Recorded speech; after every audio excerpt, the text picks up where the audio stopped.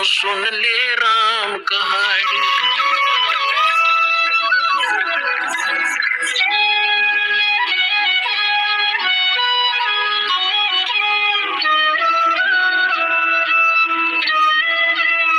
अब क्या बताते हैं कि इतनी अच्छी अच्छी पोस्ट तूने प्राप्त की, इंद्र बना, ब्रह्मा विष्णु महेश तक की पदवी आपने प्राप्त की, और फिर जन्म मृत्यु में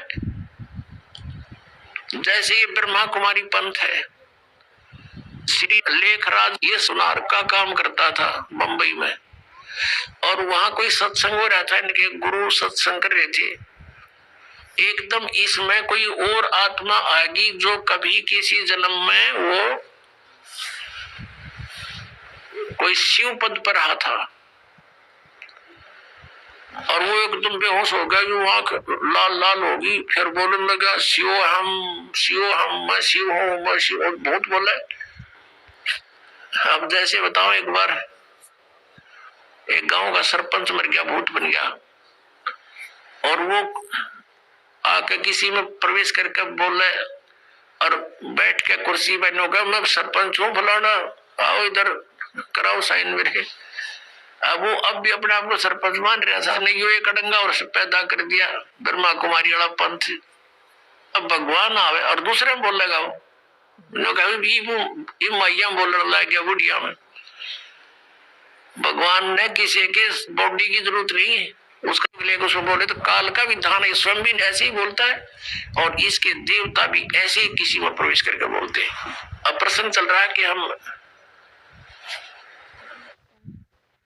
जो साधना करते थे, इस शास्त्र विधि त्याग का जो मनमाना हम आचरण करते थे, वो साधना हमारी व्यर्थ थी, और वो पूजाएं हमारी ठीक नहीं थी। हम इन साधनाओं को हम ये समझ रहे थे कि इनसे हमें लाभ भी हो रहा है, और हम सुखी हैं। अब बताया कि इंद्र कुबेर ईश की पदवी और ब्रह्मावण धर्मराया और विष्णुनाथ के लोक को जाकर तो फिर यहीं पर जन्मा मरा और पशु योनियों में गया, फिर वापस आया। अब परमात्मा बताते हैं, जैसे गीता जी अध्याय नंबर 4 के श्लोक नंबर 34 में कहा है कि अर्जुन, जो तत्व ज्ञान है वो सर्वश्रेष्ठ ज्ञान है। चौथे अध्याय के 32वें श्लोक में गीता जी में कहा है कि वो तत्व ज्ञान सच्चिदानंद घन ब्रह्म की वाणी में ब्रह्मणे मुखे, इन्होंने अनुवाद गलत कर रखा है, वहां पर ब्रह्मणे मुखे का अर्थ कर रखा है वेद की वाणी नहीं, सच्चिदानंद घन ब्रह्म। 17वें अध्याय के 23वें श्लोक में इन्होंने ही अनुवादकर्ताओं ने ब्रह्मणे का अर्थ किया है सच्चिदानंद घन ब्रह्म। वहां सही किया क्योंकि वहां विचलित नहीं हुए, यहाँ विचलित हो गए। तो यहाँ इसका अर्थ है कि जो धार्मिक अनुष्ठानों यज्ञों की जानकारी, यज्ञ कहो धार्मिक अनुष्ठान कहो, इनकी विशेष विस्तृत जानकारी सच्चिदानंद घन ब्रह्म ने अपने मुख से आकर बोली होती है, ब्रह्म ने मुखे मुख से।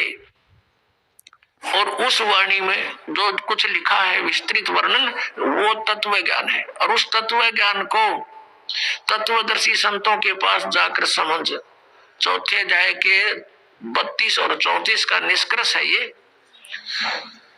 और वो तुझे जो ज्ञान बतावे वैसे तू उस परमात्मा की भक्ति कर। 18वें अध्याय के 62वें श्लोक में कहा कि उस परमात्मा की कृपा से तू परम शांति को और सनातन परम धाम को प्राप्त होगा। गीता ज्ञानदाता कहता अपने विषय में चौथे अध्याय के 5वें श्लोक में और 9वें श्लोक में, दूसरे अध्याय के 12वें श्लोक में, 10वें अध्याय के दूसरे श्लोक में कि तेरे और मेरे बहुत जन्म हो चुके, तू नहीं जानता मैं जानता हूं। इससे सिद्ध है कि ब्रह्म की साधना ये ब्रह्म है।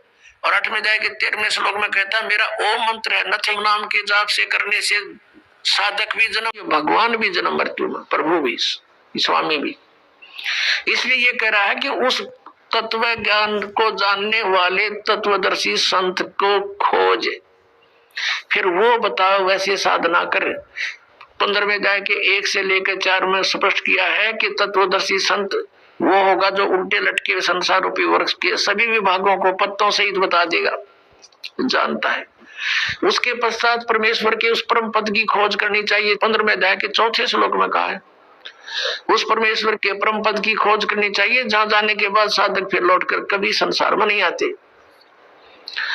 और यहाँ बता रहे हैं कि इंद्र, कुबेर, ईश की पदवी, ब्रह्मा, वरुण, धर्मराया और विष्णुनाथ के पुर को जाकर तो फिर भी वापस आया।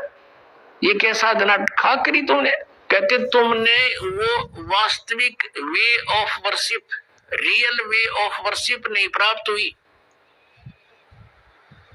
शास्त्र अनुकूल यथार्थ साधना तुम्हें प्राप्त ना हुई, जिस कारण से एती उम्र बुलंद मरेगा अंतरे, सतगुरु लगे न कान न भेंटे वो संतरे।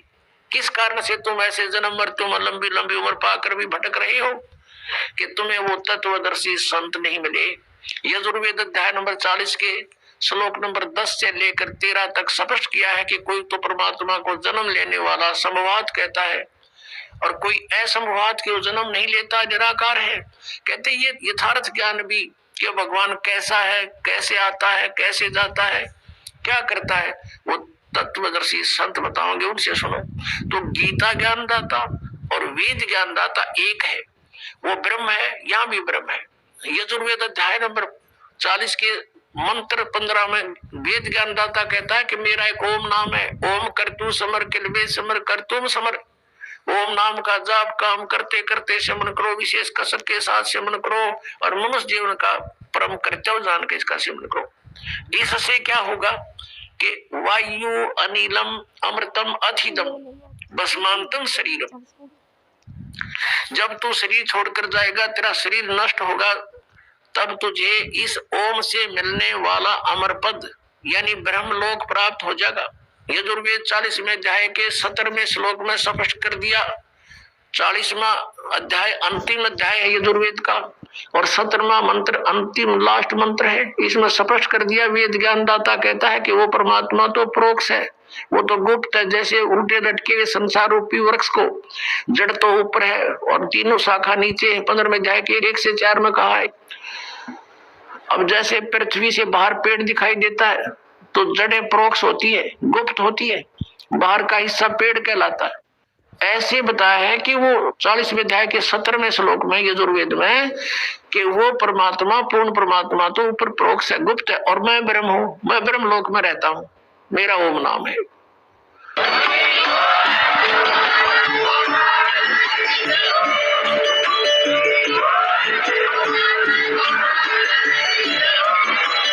आप सुन रहे थे जगत गुरु तत्वदर्शी संत रामपाल जी महाराज जी के मंगल प्रवचन। अधिक जानकारी के लिए विजिट कीजिए हमारी वेबसाइट www.jagatgururampalji.org। संत रामपाल जी महाराज जी के शुभ आशीर्वाद से पूरे विश्व भर में 500 से भी ज्यादा नाम दीक्षा केंद्र हैं, जिन पर संत रामपाल जी महाराज जी द्वारा ऑनलाइन निःशुल्क नाम दीक्षा दी जा रही है। अपने नजदीकी नाम दीक्षा केंद्र का पता करने के लिए संपर्क करें 8222880541।